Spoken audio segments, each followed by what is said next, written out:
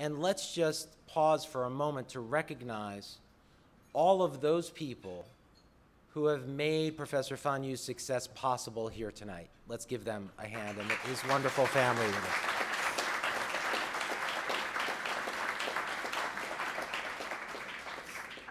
There's a special dimension of this evening that I want to talk about for a moment. Over the last 20 years or so, with the growth of higher education and the importance of philanthropy, at times we've seen naming opportunities directed towards donors, and that's a very important part of our enterprise. I remember years ago there was a New Yorker cartoon that poked fun at the corporate donations and the naming of corporations in higher ed institutions. As I remember it, there were a couple of students comparing their schedules, probably freshmen who were a little concerned or confused about where they were going, and one was saying to the other, well, you're going to Pepsi Physics and I'm going to Frito-Olay's Calculus. And I mention that to you because we have, beyond our very special donors, and George Roberts certainly counts among them, who've done so much for the school, this whole program of chairs has been transformative for our faculty. But beyond that, I think it's all too rare in higher education today to name special programs, special buildings, special professorships after our heroes, after those individuals in our community, leading staff, some of our greatest faculty. It's all too rare that we have the ability to name special programs after them. And to me, that's an inspiring dimension of this evening. To be able to do that requires a donor who is so generous and selfless to provide those resources in honor of a special relationship. And I think what's, again, beyond the chairing ceremony, which is always an exciting event, what's most meaningful to me tonight is this special relationship between Paul and Gordon. Gordon, Bjork, one of this college's most prodigious faculty, prolific author, a master teacher, a great leader on the faculty. He was a Rhodes Scholar and brought that quality, that superior quality to this institution.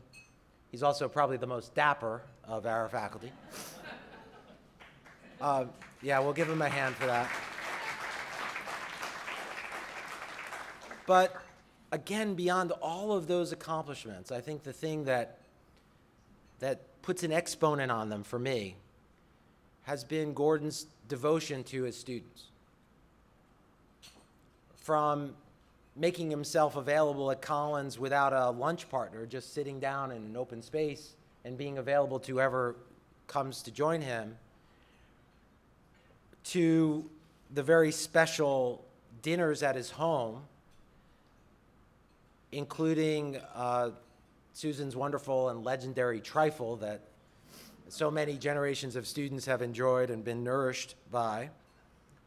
And so really beyond the scholarship and the master teaching and the founding of the PPE program and all of the objective accomplishments, what stands out to me is how many great students and great individuals he has touched, informed, and inspired to go on to do great things. And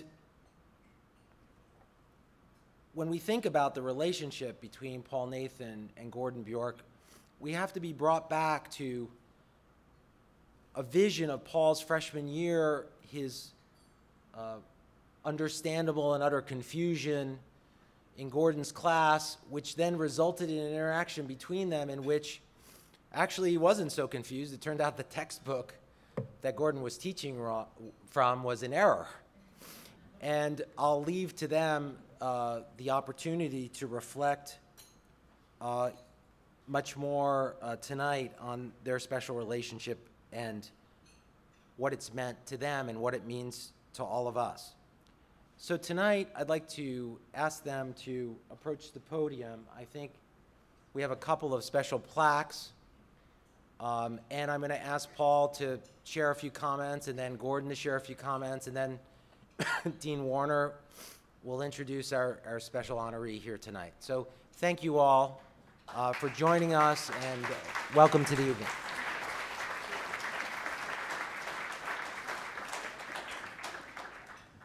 This is a beautiful plaque with the CMC medal.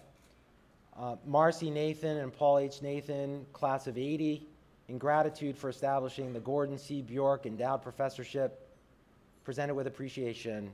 Great honor, Claremont McKenna College. Paul.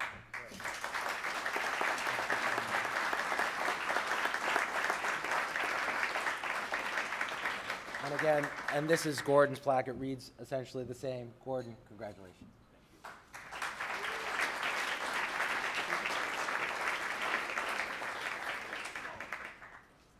Wow.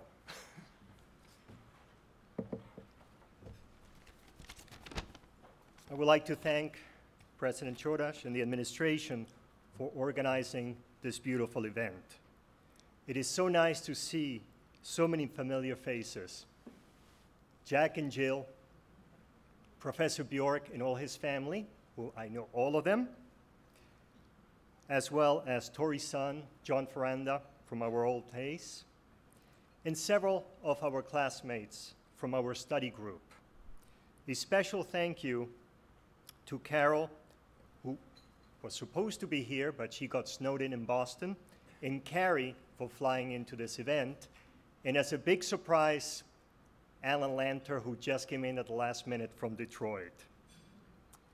Marcy's had to hear me rave about CMC in the Claremont colleges for almost 30 years.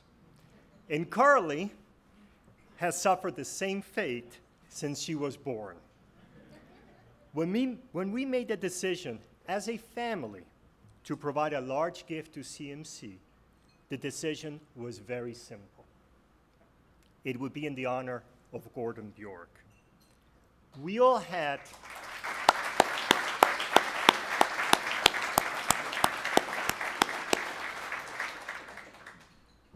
some great professors during our time at CMC.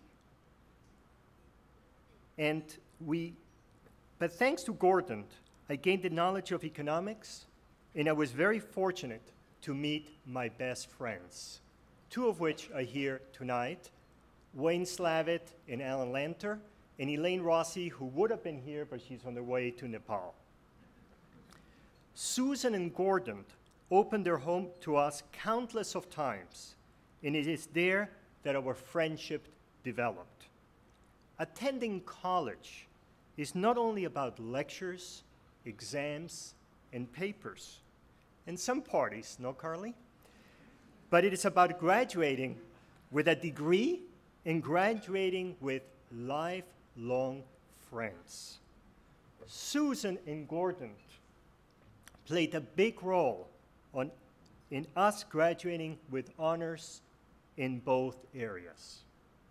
And I'd like to give you one little extra thing about Gordon. I used to run bank sim for him at a place called Aerojet, a military contractor, who had the computer power in those days to run, Katie, you remember that? The simulation, huge IBM machines, which is probably 1/20th, 1/30th of today's iPhone's power. After a few visits, I was denied the entrance. Most likely, my friend Wayne alerted them that I was a foreigner. Instead of getting another student to do the job, Gordon called him up and vouched for my security. Try to do that today, Gordon. I'm sure in this room there are many examples of Gordon's generosity as a professor, mentor, and friend that many of us in this room could share. Thank you, Gordon, for being such a great professor and for being so interested in your students while we were at CMC, as well as after graduation. Your dedication and commitment is second to none.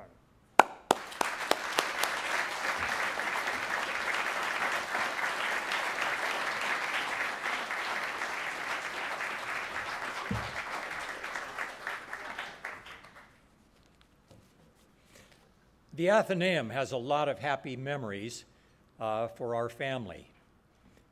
I remember the first time we came, it was the old Athenaeum, and I had a lunch with the students.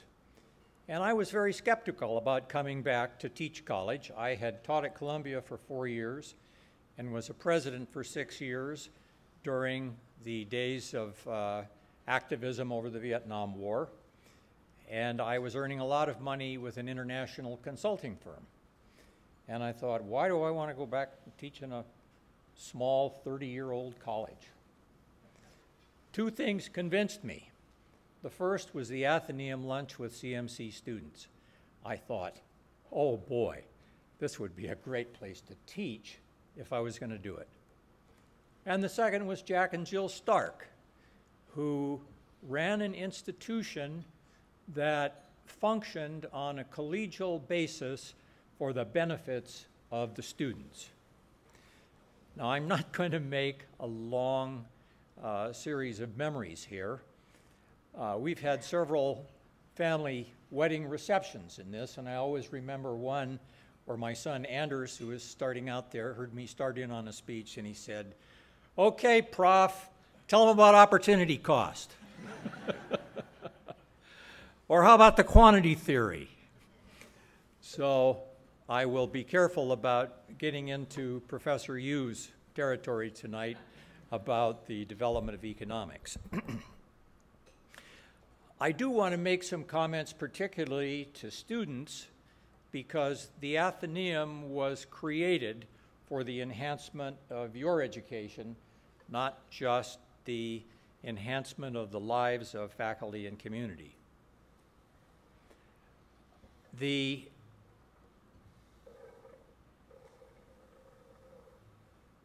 time that Pablo had here, and I call him Pablo, his Spanish name for Paul,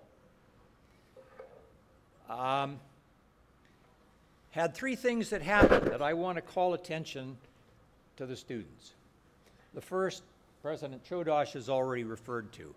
About 2 weeks into term, Pablo came into my office and presented me with a textbook, and he said, "Professor Bjork, I'm not sure that I understand this correctly." And he had read it carefully, and he had realized that either the concepts were poorly explained or they were wrong. Lesson number 1 for students. Your job here is not just to recapitulate what you get in the test or the lecture and get a grade and improve your resume. It's here to critically read the material that's being studied for your own intellectual development. And that was one of the first things that I noticed about Pablo. In fact, I thought a student that is just careful and thorough is probably a good person to hire. So he helped me to run a large computer simulation for Security Pacific National Bank with their executives, and he did it flawlessly. Second lesson. While Pablo was here, freshman year, he formed a group which they call the Appleby Economics Society, many of whom are here. Every Thursday night, there was a quiz. There was a problem set to prepare them for the quiz on Friday. And they got together to figure out how to do the questions on the quiz. Very important principle. If you can work to explain things to other students, then you will understand them yourselves. And that group operated on that principle, and it resulted in a good CMC experience for a lot of them. Third lesson.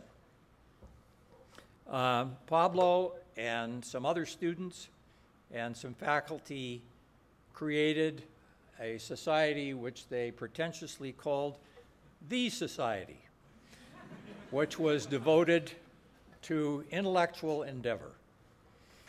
And one of the evenings they invited Donald McKenna, one of the founding trustees of the college and one of the people behind the idea of the Athenaeum, to come over and discuss positivism and Ayn Rand's book, The Fountainhead or Atlas Shrugged. You remember? Wayne might.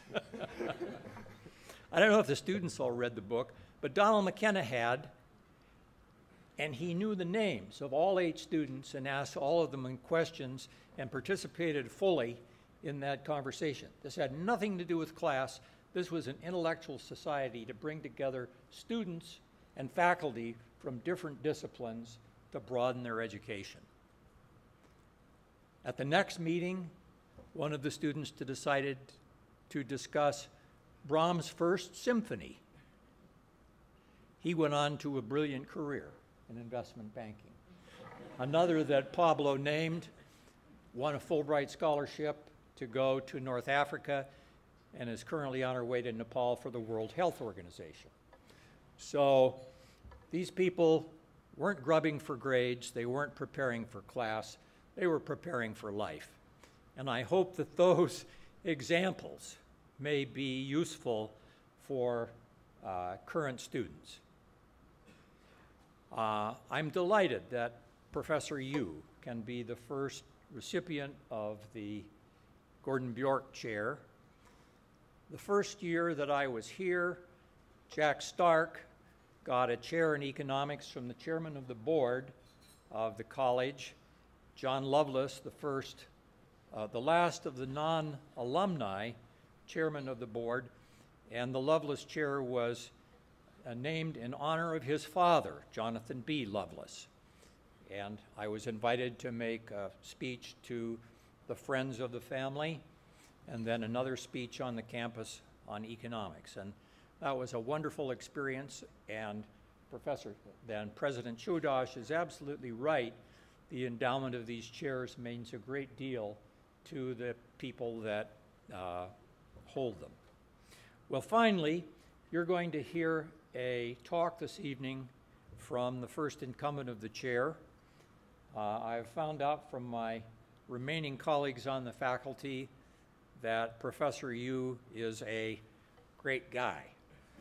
So I am delighted that he is going to lecture us tonight. Credit default swaps were at the heart of the last financial collapse. They are essential to the effective functioning of a free market society, not to mention the banking system. They are extremely complex, and it will be a very interesting test of expositional ability for Professor Yu to speak on this subject to such a diverse audience. Before I get down, I want to say that I met Professor and Mrs. Yu's children and introduced them to our grandchildren. And I wanted to say, since my family, my children, their spouses, and our grandchildren have flown in from all over the country to help celebrate this occasion, I'd like them to stand up.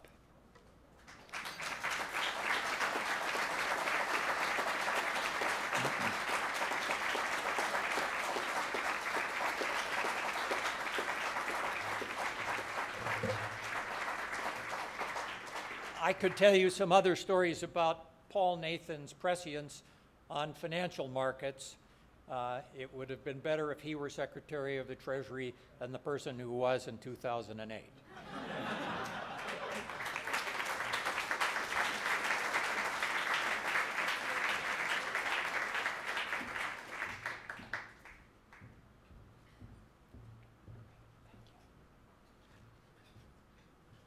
Good evening. Welcome. My name is Nick Warner. I'm the Interim Dean of Faculty at CMC and Professor of Literature. And it's a pleasure to be here and to be able to invest Professor Yu with this medallion, continuing a great tradition from Professor Bjork, whom I, of course, knew when I first came to CMC. and actually attended a couple of those meetings of the society, which was still in existence at that time, and I could certainly vouch for the fact that Fan is indeed a great guy. But in addition to being a great guy, he has some achievements that I'd like to recognize in a more formal way by providing some information about his background. Professor Yu is, of course, the inaugural Gordon C. Bjork Professor of Financial Economics and George R. Roberts Fellow at CMC. Professor Yu holds an Honors Bachelor of Science degree in physics from McMaster University and a Ph.D. in economics from Cornell University. Previously, Professor Yu was an associate professor at Michigan State University. He was an assistant professor at the University of California at Irvine, and he was a full-time visitor at the Shanghai Advanced Institute of Finance in Shanghai Jiao Tong University. Professor Yu's research on credit and operational risk was funded by Moody's and the FDIC and has appeared in top journals such as the Journal of Finance, the Journal of Financial Economics, the Review of Financial Studies, the Journal of Financial and Quantitative Analysis, and Mathematical Finance. Prior to his academic career in finance, he studied physics at Nanjing, McMaster, and Harvard universities.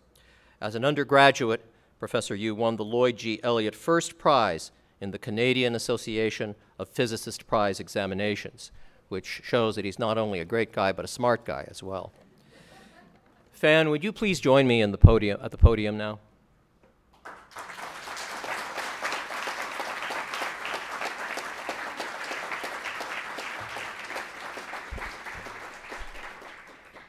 Fan, can you hear me in the back? Do I need the mic?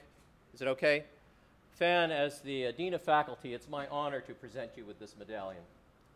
The front of this medallion features the seal of Claremont McKenna College. And the back of the medallion recognizes you as the inaugural Gordon C. Bjork Professor of Financial Economics and George R. Roberts Fellow.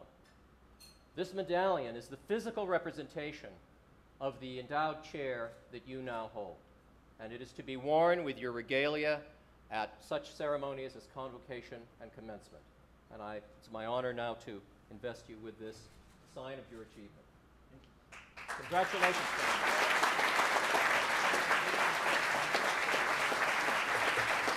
This is for you as well.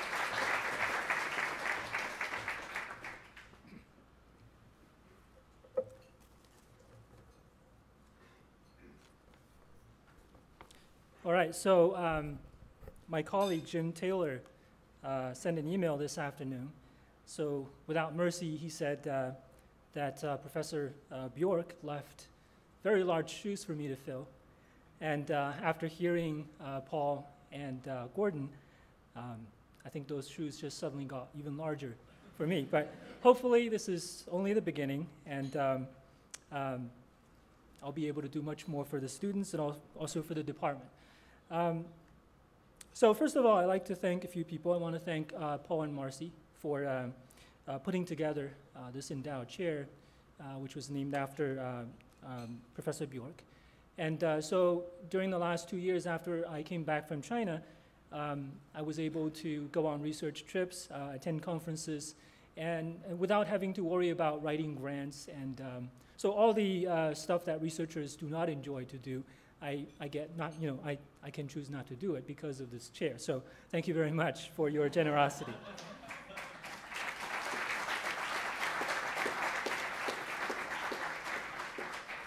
And secondly, I also want to thank all my colleagues who took the time to be here.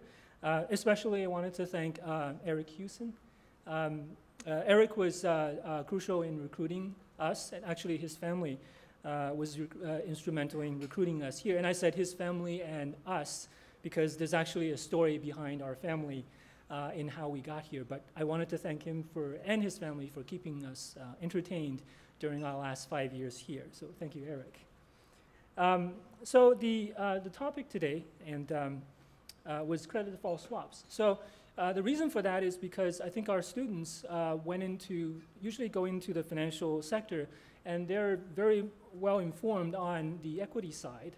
And on the other hand, there's this very interesting market, which my own research is very much focused on, and that's the fixed income market. And in the fixed income market, there's this new thing fairly recently, during the last 10 years, that started to explode, and that's the credit default swap market. So I thought I would just use this as an opportunity to give our students some background so that perhaps in the future they will find this field to be an exciting place to work with. Okay. So I would just give you some quick basics about what CDS is, and then I wanted to talk about some unintended consequences of having a CDS market. And this market, by the way, not just the market itself is exploding, but also the academic research is also exploding. I was recently sent this survey article by people at NYU, and this paper that they wrote is actually 200 pages long, and the reference itself, the section on references, is more than 30 pages. So that just tells you that the field of research on CDS has grown tremendously over the last 10 years. When I started working on this in 2004, I was an assistant professor at UC Irvine, and I contacted this data vendor. Now probably everyone knows about this firm. It's called Market. So it's a data vendor for CDS prices, and I asked them, because as a researcher, we also compete with other researchers in terms of writing interesting topics. So obviously I wanted to find out how early was I on the scene of the crime, basically. And so I asked them, did anybody else buy this data set? So obviously, as a researcher, you're interested in that because you want to gauge your competition. So, and they told me that, Professor Yu, you're the second person to have bought this data set. And I thought that was kind of interesting. So someone else was ahead of the game, ahead of me. But again, I'm the second person to have this data set. And so I started writing papers on using this data. But this is 10 years later, so this field has grown quite a bit. And so hopefully I would be able to outline some of the interesting economics behind the CDS markets, and that'll trigger your interest in this as well. And finally, I will bring a little bit of my own research into this, and that's work that I did with one of our colleagues here, George Bada, on how this CDS market is making an impact on analyst forecasts. So this is something that seemingly unrelated, but we see the CDS market making a mark on analyst forecasts. So let me just get started on this. CDS is basically an insurance contract, right? So think of this as you're driving a car, you're the buyer of insurance, and then the insurance company has sold you the insurance. So as a buyer, if you get into a crash and you total your car, you get to, what happens is you get to turn over the car, which is now a piece of junk, to the insurance seller, to the insurance company, Allstate or State Farm. And in turn, they will write you a check which covers the losses of your losses. So they will basically give you a check for the original value of the car. Right? So the same idea is true for credit default swaps. It's just the protection for default losses. So in this case, if you bought a bond and you worry that the bond might default, then you can buy insurance on it. And then when the bond does default, the insurance company, well, the seller of CDS insurance will make you whole. Okay. So that's the simple idea where people can use this to transfer credit risk. It's a really nice idea. Now, who actually thought of this idea? The first example of this was actually by J.P. Morgan back in 1994. So it turns out that J.P. Morgan had a credit line to Exxon. And Exxon in 1994, there was an oil spill because of Exxon Valdez, the ship. There was an oil spill in Alaska. And so that was a few years prior to that. And then they were sued because of the environmental damages. And so the punitive damage along with all the other stuff, it came out to be about $5 billion. So J.P. Morgan extended a credit line to Exxon because Exxon was worried that it might have to pay all this money because of the lawsuit. And J.P. Morgan, on the other hand, does not want to end up taking this loss either. So J.P. Morgan created this CDS transaction with a European bank called the European Bank of Reconstructive Development, which is a highly rated a bank in Europe. And so what happened was the CDS was put together for $4.8 billion of protection.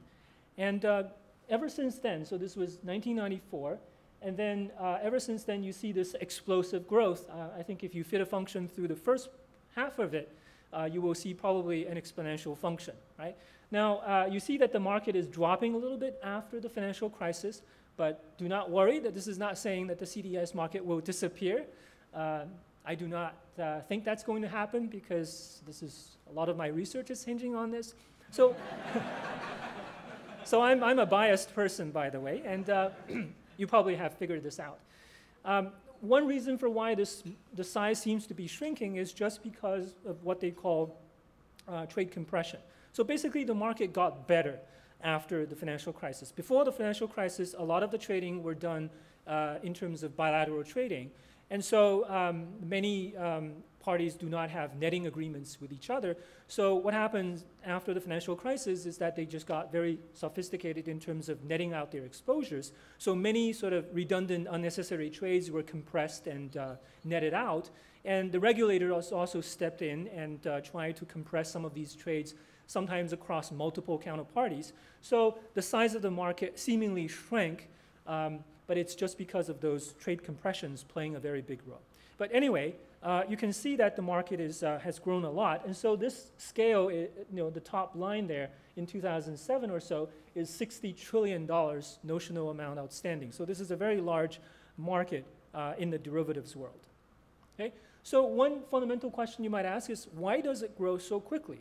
Why did it grow so quickly? And one important reason is because of what's called regulatory capital relief. So in this previous case, JP Morgan probably would not have been willing to extend the credit line to Exxon had it not been able to transfer the risk to some other bank, in this case, EBRD. Okay? So what happens in this case is that if JP Morgan has this credit line out to Exxon, it has to hold regulatory capital just in case something happens to Exxon. And so they usually have to hold 8% of the size of the credit line. Now, because they sold this through the credit default swap to the EBRD, and the EBRD has very high credit rating, probably AAA, and so just because of this transaction, they get to reduce their regulatory capital requirement from 8% down to 2%. So it's a big reduction in regulatory capital requirement. Now, if you are a financial institution, you don't want to set aside any capital because you're not earning that much on that requirement. So you just want to put the capital to work. So that's a very big reason why the CDS market took off. Now, I'm not saying that that's the only reason. CDS is a very efficient way to transfer credit risk to other people. Now, there are other ways of transferring credit risk. For example, if you think that your bond holding is going to depreciate in value, you can sell the bond, right? Now, if you think that the firm is going to improve, you could probably short sell the bond, banking on the price will probably. I mean, you can borrow the bond and sell it. So either short selling or just by buying the bond. But the problem is that bonds are traded over the counter, so they're not traded on an organized exchange. So if you want to buy the bond, or if you want to borrow bonds to short, you have to figure out who actually owns it. And so that, it's just like, this is a dealer market. So I was telling the students in my table that nobody wants to buy cars, right? Because you have to go to these dealerships and then knock on doors and contact and get their information. So for buying bonds and selling bonds, it's very similar, okay? So CDS, on the other hand, it's just a bilateral contract. And so if anybody is willing to sell you the protection, you can enter into a transaction with them. Okay. So it's a more efficient way of transferring risk. So because of the Commodity Futures Modernization Act, which was passed in 2000, CDS was actually exempted from financial regulation.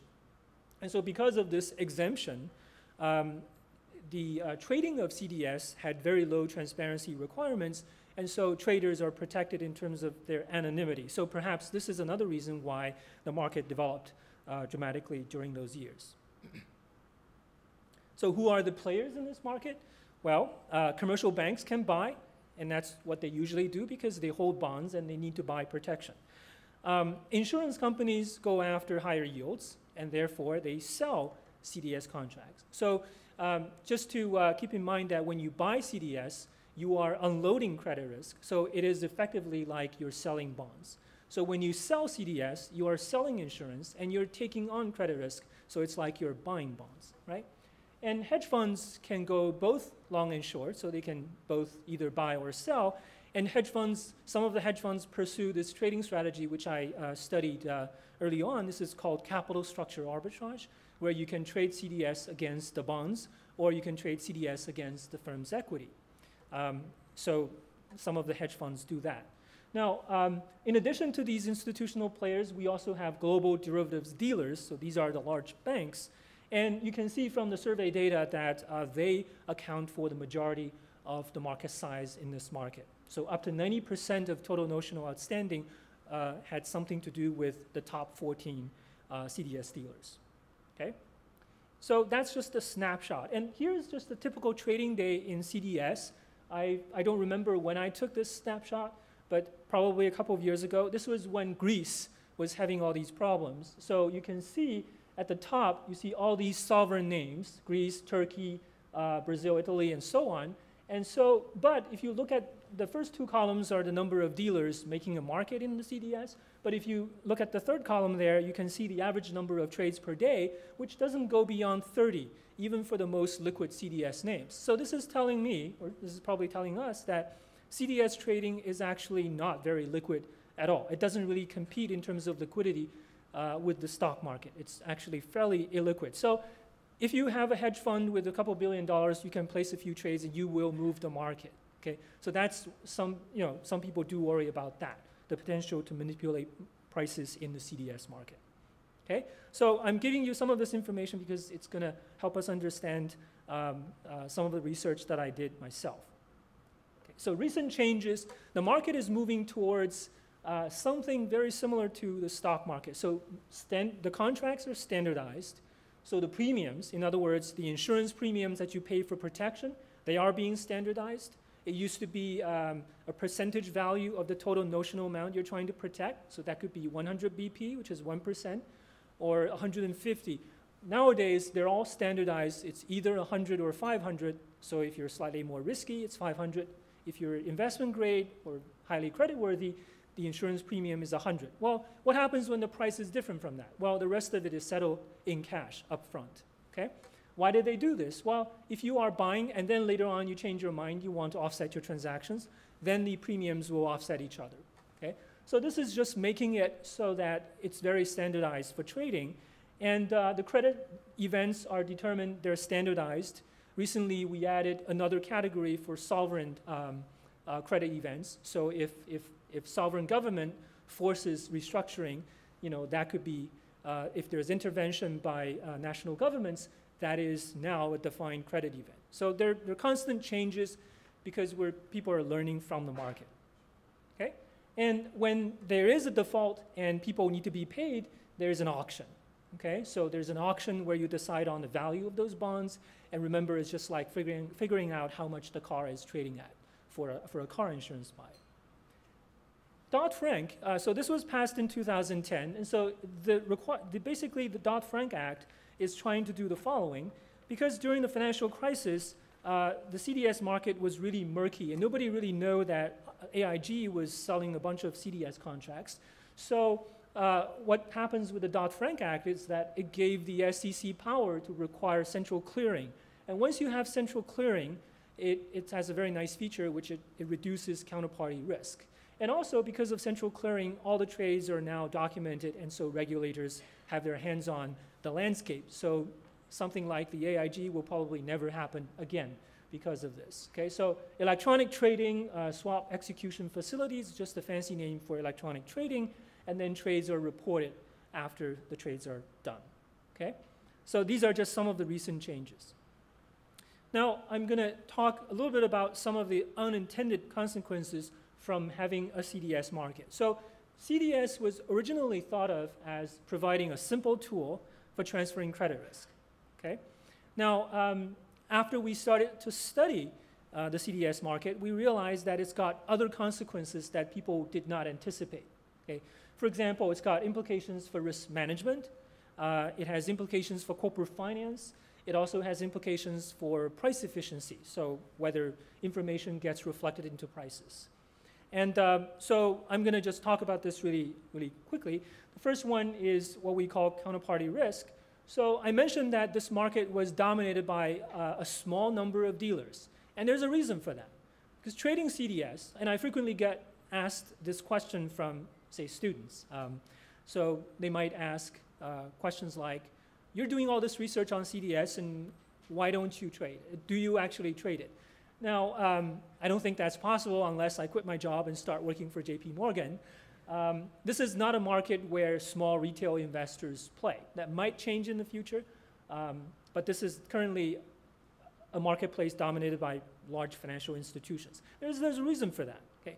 The reason is that when you trade CDS, you have to have people who understand the pricing of credit risk. So you need to have dedicated credit analysts. Because you're making a market on it, you cannot afford to get the prices wrong. Right? So that means you have to hire a lot of people to do research. And secondly, there are these electronic trading machinery, the hardware, and the networks that you have to set up. So there's a high entry cost, okay? And when you have clients, they tend to trade with one bank because of the benefits of netting. So if somebody buys from you and later on she changes her mind and wants to sell, the trades can be netted out if you are on the other side, okay? So this means that we end up with a small network where you have a lot of interconnection. So this is represented by the picture on the left, where you have just a few dealers and they're all connected to each other. So when one bank has some sort of liquidity crisis, then if that bank suffers from financial distress, because of this interconnection, it might actually affect the other banks. And so this potential domino effect was one of the reasons why some of these financial institutions received federal bailouts.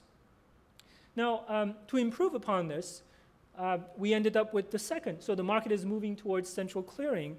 And so you end up with the picture on the right where all the dealers are contributing capital, and then you have a central counterparty which handles all the trades. Okay? So if the central counterparty is well capitalized, then the risk of default will be minimized. And so whenever someone runs into trouble, the problem is limited just to that party. Okay?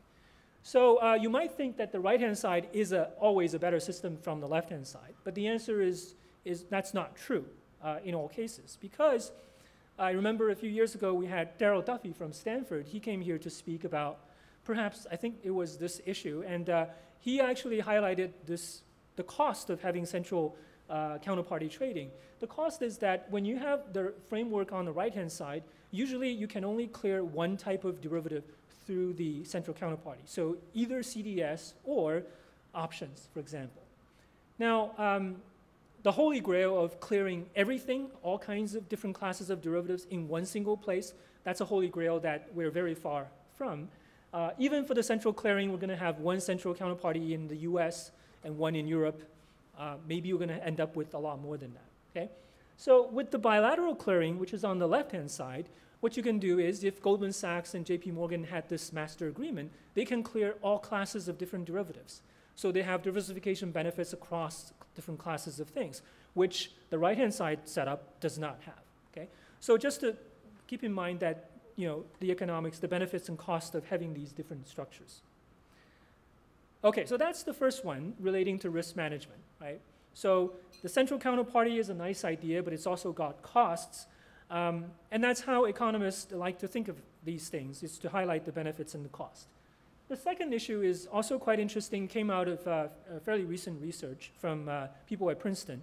So when you have lenders using CDS to completely hedge their credit risk, they become what we call empty creditors.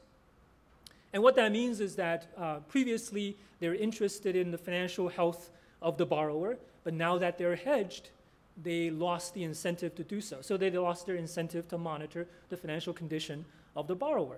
Now, this sounds awfully like the problem with securitization during the financial crisis, right? So with securitization, the mortgage lenders, when they can securitize loans, they can transfer the loans away from their balance sheets, and they just have incentive to do a lot of these loans without caring about the quality of the loans, okay? So we knew that that was one of the contributors to the financial crisis during 2007 and the years prior to that, okay? But on the other hand, they are more willing to lend more, right? So in a corporate finance perspective, this might actually allow firms to have better access to credit. And so there is some evidence for that. Some people have run some research showing that when you have a CDS market, comparing that to a firm that does not have a CDS market, the firms that have access to CDS trading actually operate at a higher level of leverage. So they're able to take on more debt, okay? So there's some evidence for the fact that maybe they're less financially constrained. Now, we're in the process of working on this as well. What we found is that these firms, when they have CDS trading, they tend to invest more. So they have higher R&D, they have higher capital expenditures, and their employment expands more. So it seems like firms, having a CDS market just makes firms more confident about investing in the future. And so maybe they have better access to credit. And we're also in the process of accessing information about banks, about unused lines of credit. So there's a database that we can tap into, which allows us to look at firms' access to credit, not only the credit that they have already tapped, but potentially what could they access to see if this is really true, okay? Now, so this is an interesting question that people found. And the empty creditor problem has another implication, which is the third point here, is that when lenders are fully protected, they probably prefer bankruptcy to debt renegotiation, okay? So why spend all this time negotiating with the people that you don't like, who are trying to compete for the same pie, where you can just push the firms into bankruptcy and then receive a big payout through the CDS contracts? So there's some evidence showing that when you have CDS trading, the bankruptcy risk actually increases.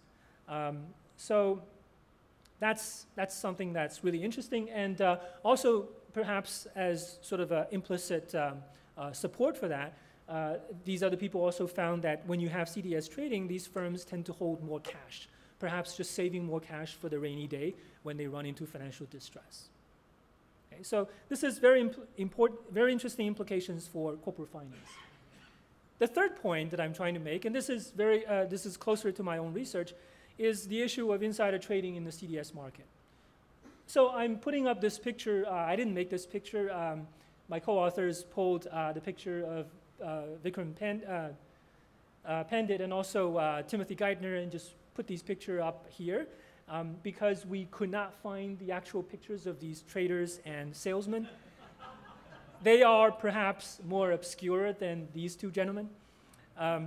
But anyway, so the story is that the SEC filed the very first insider trading case against, involving CDS. I mean, they've done tons of work on insider trading, but the very first case involving credit default swaps was filed in 2009, and this phone conversation allegedly took place in 2007. So what was happening was the trader was on the phone with the salesperson from Deutsche Bank. The trader works for a hedge fund. And so during the phone conversation, the trader was asking the salesman about the trader's asking the salesman about his evaluation, his estimate of the likelihood of Deutsche Bank going ahead and helping this Dutch media company, VMU, to issue more debt in the future. And so VMU actually later changed its name to Nielsen Company. So this salesperson responded by saying, "You're listening to my silence, right?" And so the guy said, "Okay, I'll call you back," because this phone conversation was recorded. And so they got off the phone and they got on their mobile line, and that was not recorded.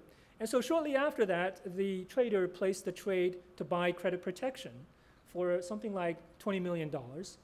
And then a couple of weeks later, Deutsche Bank came out with this bond issue for VNU. And when you issue more debt, the capital structure, you get more leveraged, right? You have more debt, and so the price for protection increases because you got riskier.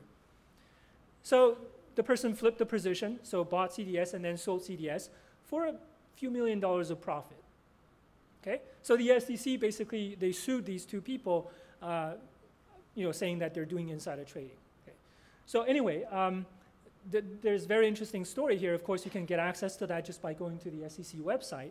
But in 2010, the judge issued rulings on this. The defense lawyers for these two people actually argued that the SEC had no jurisdiction for credit default swaps.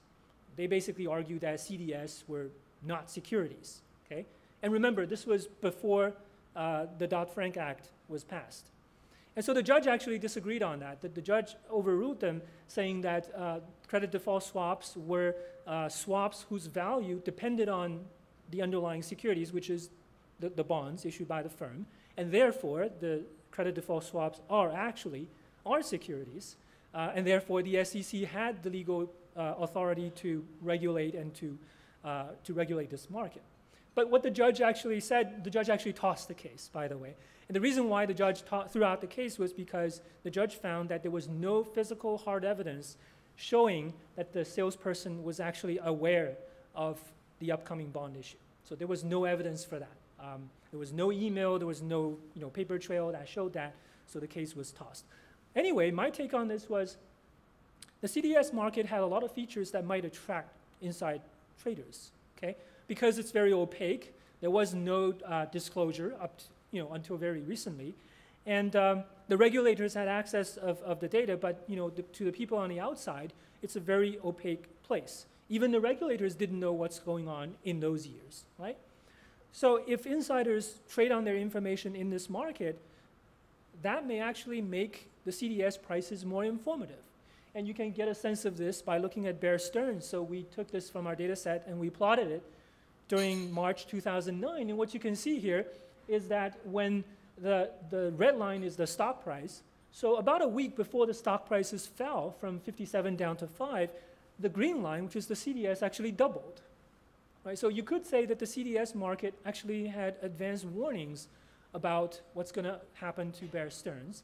And then when the stock was falling from 57 to 5, when it was on the way down, what's supposed to happen with CDS is that the credit protection, when the company is doing poorly, the cost of protection ought to go way up, right? But in this case, the green line actually went in the same direction as the stocks. So what is it saying? It's saying that when the stock was falling, the CDS market knew that the company was going to be stabilized. Okay, so, and as you can see, indeed, the stock prices did not fall further from $5. Okay? So in this case, you can just have some anecdotal evidence saying that perhaps the CDS market knew something about the stock market that didn't. Okay? Now, if that's the case, and this is where some of the recent work that I did with George Pata, if that's the case, perhaps if the CDS market is processing firm-specific information before any other market does, well, as financial analysts who are in the business of collecting and analyzing and gathering information, they of course, they can watch the CDS market as well. So how does this affect their forecasts? Okay? So analysts gather and interpret related information all the time and make earnings forecasts. Earnings announcements are probably the most important event for any publicly traded firm. So what's the implication for CDS on analyst forecasts? So this is the question that we asked. Now, I really asked two questions. First of all, the first part of that question saying, is that really true? Does the CDS market actually reflect firm-specific information before any market does? And secondly, if that's true, how does this affect analyst forecasts? So I'm using this graph to demonstrate this event study methodology, which for some of our students, when you write your thesis, you'll be using the event study methodology. So I just picked this out of any textbook. I don't even know what kind of an event this is. All I know is that there's an event, corporation is announcing something, and so the price level, there's a price level before, and then there's a price level after, so probably this is good news. So there's a difference between these levels. And accounting researchers have a way of measuring how quickly information gets into prices. And it's very intuitive. So if no information gets into prices until the announcement, what you will see is this stair function.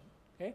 So if you measure the area under this curve relative to the stair function, if the area under the curve is close to 0, that means information gets into prices pretty late, actually right on the announcement day. If there's leakage, or maybe some analysts are doing really great jobs, they're searching for information, so they uncover this information and they trade on it. They advise their clients and the clients trade on it. Then the prices would have a run-up before the event. And so if you measure the area under the curve relative to the stair function, you'll find that the area will be pretty big. So they just use this as a metric to measure how much information gets into prices before a certain announcement.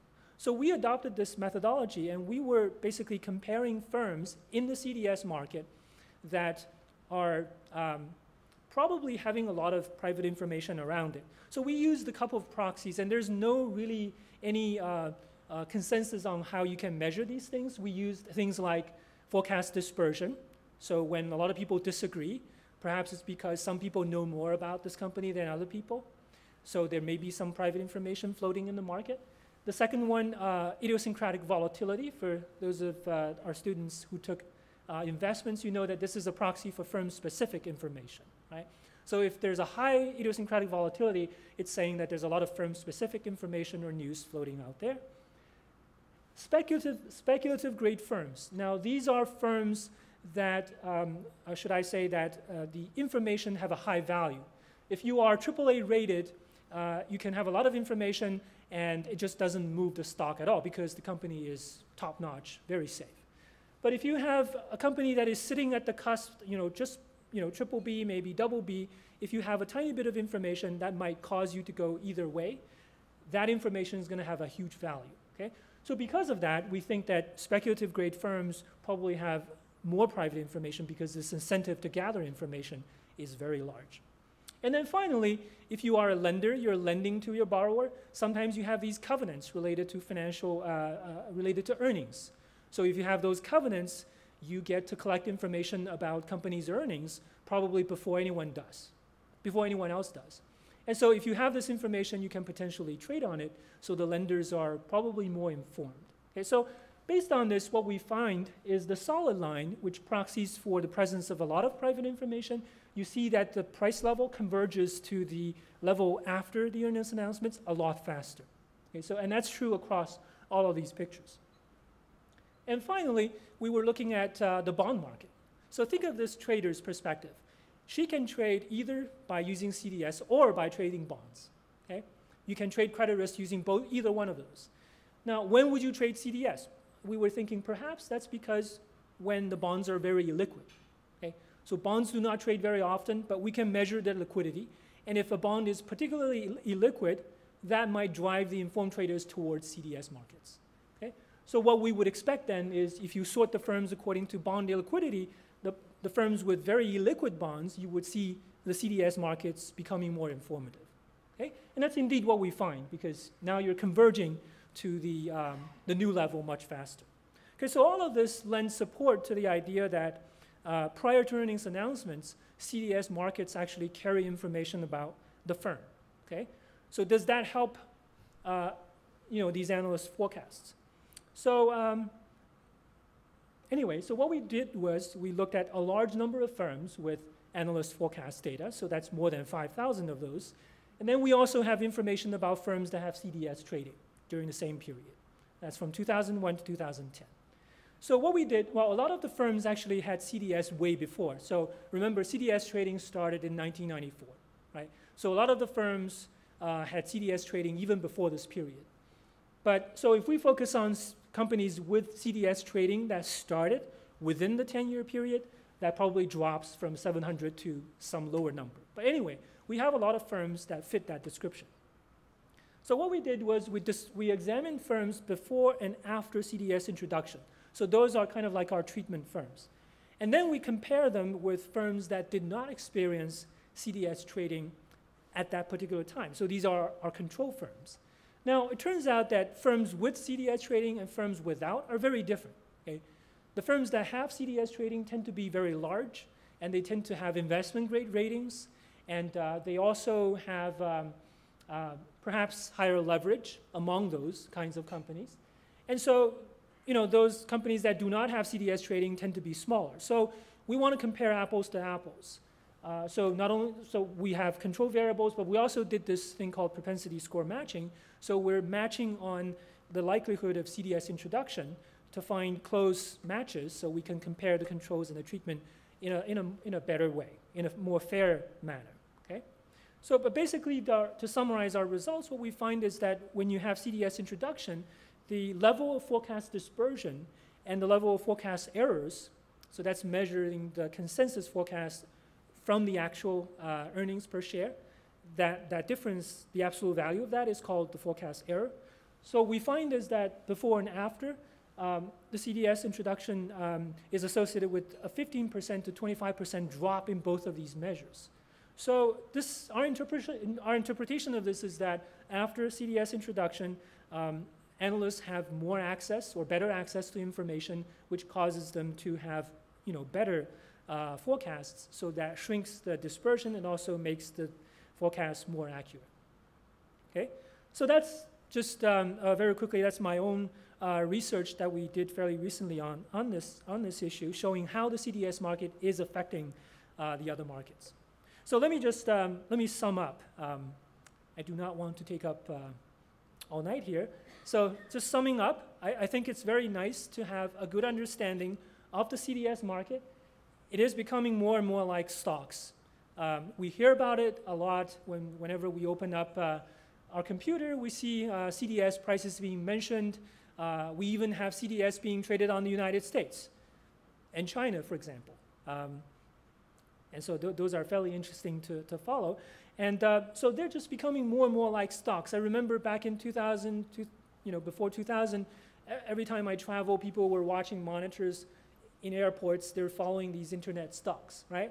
So perhaps CDS is becoming more and more popular. It's becoming more and more like that. And with central clearing and post-trade reporting, we're going to have more information. So that's going to increase the attractiveness of CDS to just the average investor in the market. So a good understanding of this is probably essential for a career in finance. And we're just at a stage where we're having more and more understanding of the market. Many of the interesting economics that we never thought about when the market came into existence 10 or 15 years ago. So I personally find that to be very, very interesting. Of course, I'm heavily biased because that's obviously my area of research, but I'm hoping to convince you to put some interest into this. So that's my talk. Thank you.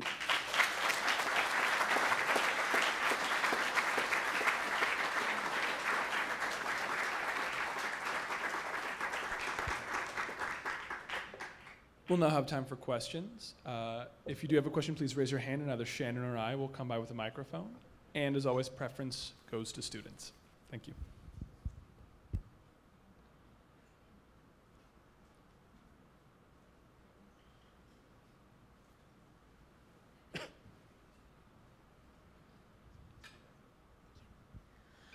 So you mentioned that you wanted to compare similar firms when you were looking at whether having a credit default swap market had an effect on the information that was available before an event. And you said that to do this, you used a score of the propensity of a firm to have these CDS market. How confident are you that this propensity score that you came up with actually does compare similar types of firms? Yeah, so that's a very good question. I really didn't expect that question, which is quite technical, but I'm really impressed that there is a question, and that was the first question. So the lazy answer is this is a technique that was used by many researchers in this area, and particularly in relation to CDS introduction. So this is, we were not the first person on the scene.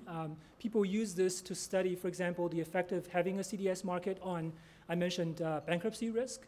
So there's some results showing that when you have CDS trading, that makes it more likely for the firms to go through the bankruptcy Chapter 11 filing. Now, in that context, you have a lot more of this endogeneity concern, because one of the reasons why the market demands trading CDS is because the market expects that the firm will be doing poorly financially down the road. And so for you to actually relate CDS introduction and saying that's affecting the bankruptcy risk of the company afterwards, you really have to work hard on finding some ways of showing causality. Okay? So for us, we have this propensity score model that was used by a lot of researchers. So basically what we needed to do is to find explanatory variables that will identify CDS introduction. There are quite a few papers that we can go back on, but basically I mentioned some of those factors. The most important factor is the size of the firm, credit rating, whether it's investment grade or not, And my co-author is sitting in the audience, so he could probably help me on that. But we included a lot of these variables, right? Yeah.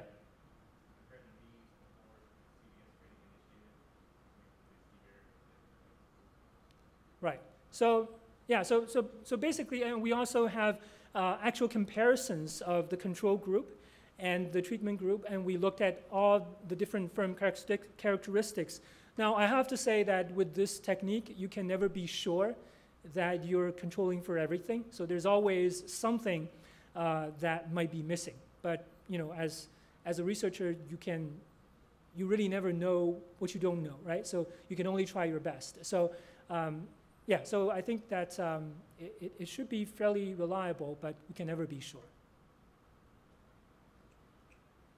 Hi, so this idea of a credit default swap obviously started many years ago, but has it spread to sort of other areas? This is sort of insurance for a company defaulting, but I don't know, there's lots of sort of advantages you could have by buying insurance, whether it's a CEO getting fired or anything like that could happen to a company. Has this spread to this idea of buying insurance in the market, has it spread, or you think it will spread?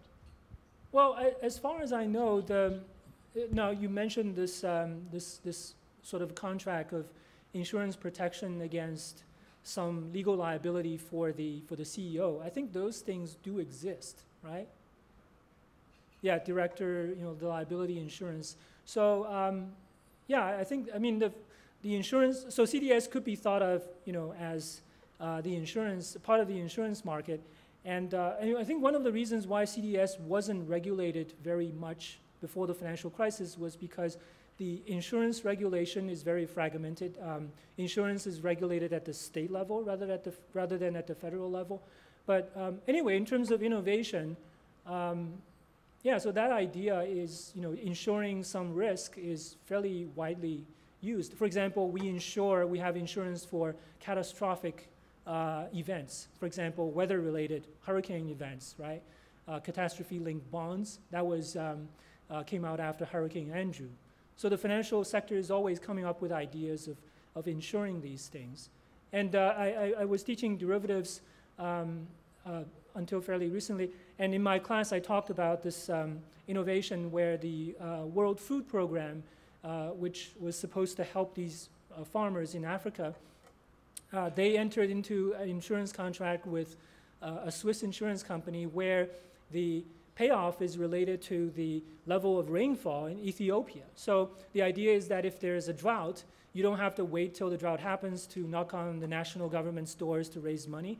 You can just watch that index level of the rainfall. So if that drops below a certain level, of course, the World Food Program has to pay the insurance company $1 million a year. But when that drops to a certain level, the insurance company will pay them $7 million. And that can be sent to the farmers right away. So you have all, the over-the-counter derivatives market is constantly innovating. And so I don't think we need to regulate it extremely heavily to cut off all these innovations. But my position is that when you have a market like the CDS, when it gets really big, then you should probably regulate it, because otherwise the risk would be too concentrated. Thank you very much for coming to speak here tonight. And I have two questions for you. The first is that you mentioned the case, for example, of Exxon, in which the bank that extended a line of credit to Exxon then performed a credit default swap on that line of credit. And the first question I had was just more of a technicality, which is whether the company itself has any control over whether or not their loan has a credit default swap enacted on it. And the second one was that a sort of trend that you mentioned is that credit default swaps are becoming more like the stock market. And you also mentioned that they appear to right now at least have the ability to predict the performance of stocks in the long run, that they have early information. And so my question is whether you believe that will be weakened by them becoming more like more like the stock market. Thank you. Okay, yeah, thanks. Well, let me answer that second question first. Whether this predictability is long-term or not, the predictability is when we looked at this sort of a lead-lag relationship between stocks and CDS, we found that this lead, if it exists, is for very short term, only up to a couple of days. So certainly it was true for the case of Bear Stearns, that picture that I put up. If there's an advanced warning coming from CDS, it's only for a few days. Okay, so no more than that. And you wouldn't expect that because this is a financial market. It is supposed to be fairly efficient.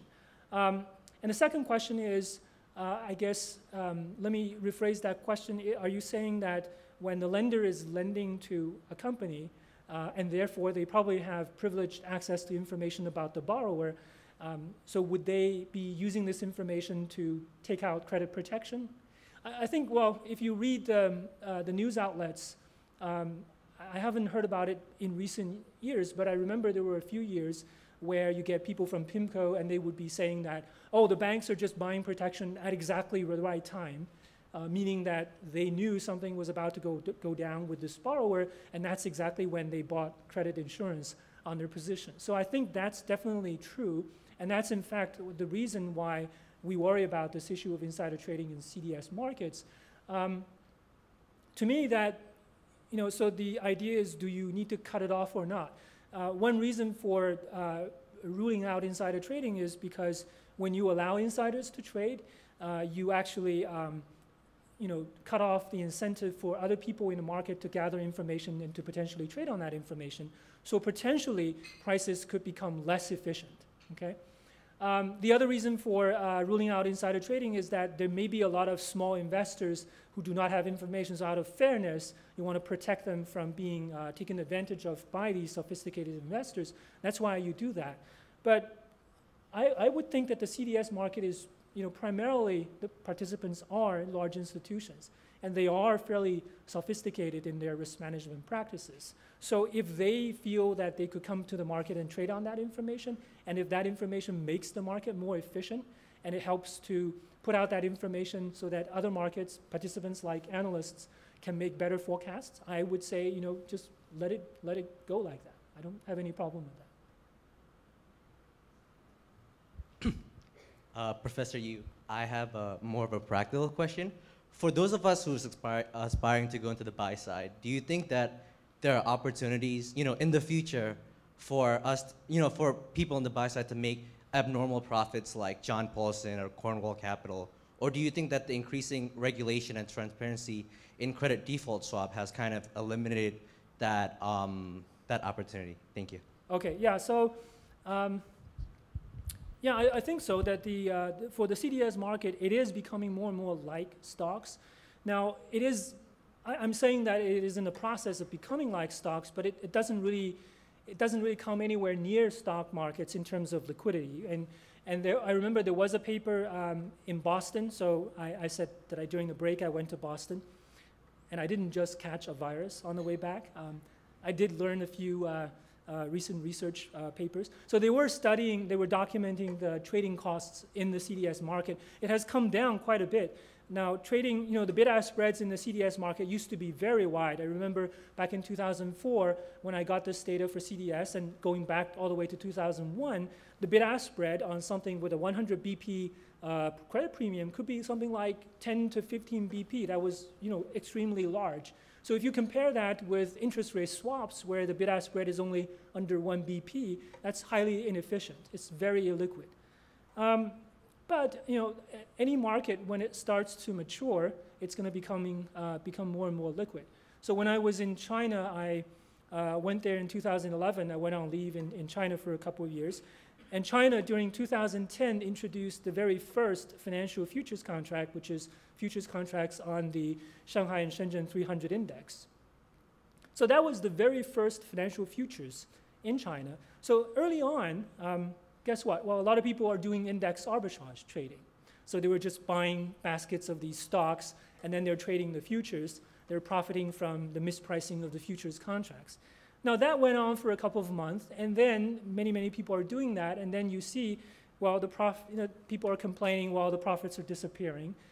So the market is catching up. It's becoming more and more efficient. The prices are no longer out of line from the underlying cash securities. So I would think that the same thing is going to happen with CDS. With more regulation and more disclosure, it's going to become more efficient. And so that means that people who do capital structure arbitrage will probably have less profits to make in that space.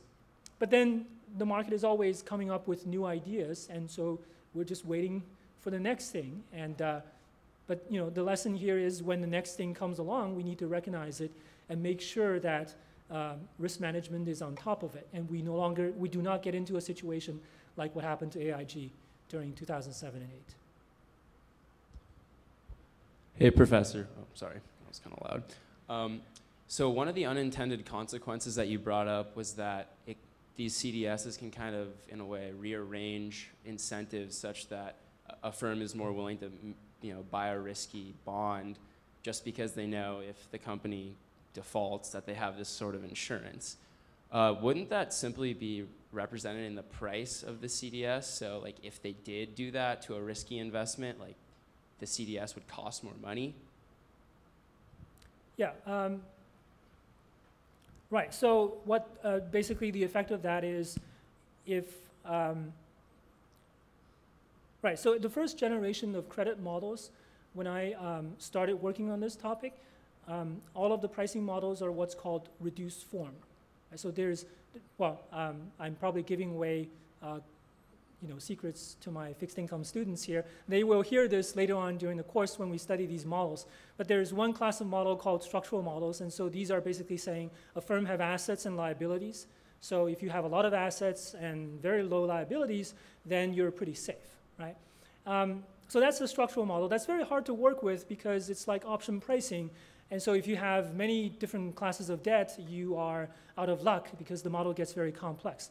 So the market essentially settled down on what's called reduced form model. So you're basically looking at the credit spreads and you're trying to extract the likelihood of default from that information. So the reduced form model is nice because you can actually fit these so-called default intensities or hazard rates using real-time data. So you can capture the dynamics in a reduced form way very easily. But we threw out the economics behind why firms default. So I think with the current understanding, I don't think the current generation of credit models incorporate this sort of incentive issues that I mentioned and also you mentioned in your question. But the next generation of credit models will probably have to do that. Okay, so in other words, if there is shifting incentives because of CDS, when companies are issuing debt, they probably are aware of the fact that there is a CDS market that's going to be down the road, so people will start to hedge it. So that's probably going to have implications for how the bonds are priced in the first place. So models would have to take that into account. So I definitely agree with you. Yeah. We have time for one more question. Hi, Professor Yu. Congrats on your installation, and thank you for your talk tonight. Thank you. So I'm just wondering, as the CDS market gets bigger and becomes more like the stock market, I was just wondering if you foresee the possibility of there being an exchange for CDS, and why or why not? Yeah, so that's a very good question. So right now, everything is still over-the-counter traded, but not everything. So the market is moving towards central clearing. So ICE Clear, that's the one of the clearing entities in the United States. And once you have a lot of these trades being cleared in one place, that's the natural step towards thinking about having exchange trading. Okay, so that's only if you have a standardized product. Okay, so there's a very big part of the CDS market which are not standardized. Okay, so for example, you might have CDS contracts being written on CDOs. Okay. Those are some of the stuff that AIG sold during the financial crisis. Those are highly customized, so I don't think those will ever be put on an exchange, because if you did that, the daily trading volume would just be either 0 or then it goes to 1 for 1 day and then that's it. So it'll be very much like trading municipal bonds, for example, where on average a municipal bond gets traded 3 times out of the year. Okay? So the reason why we have exchange trading is because of the liquidity. So there's an economy of scale. There's enough demand to trade the product. So based on the information that we have for CDS right now, even the most highly traded ones are trading no more than 30 times a day. So I think we're still pretty far from exchange trading. I'm not sure if we will ever see it, but central clearing is a nice idea that helps gather all the information in one place. So that's at least a good starting point. And unfortunately, that's all the time we have. Please join me in thanking Professor Fan Yu and congratulating him on his installation.